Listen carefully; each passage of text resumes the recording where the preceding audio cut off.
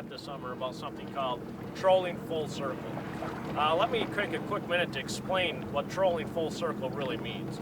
It starts with the boat approach to the school of fish that you're fishing. Now we all know why the side planer was invented. To carry your bait off to the side so when your boat passes over fish, the fish go away from the boat into the side planers. But there's something that we've been missing over the years, and that is the stern planer.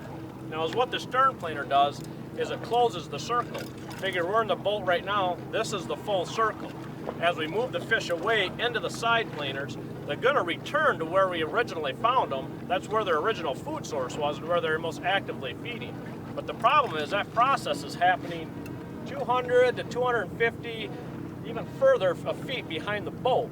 So what we need something just like this, the stern planer, where you can set a shallow lead, say 30 back, hook the stern planer in place, and let the stern planer 250, 230 feet back behind the boat and put it in the rod holder. So now, when those fish return to where you originally spooked them out of with your boat, the stern planer is going to be right there, pulling another bait, giving another presentation. So if you don't get them off the sides, get them off the stern with the stern planer. That's trolling full circle.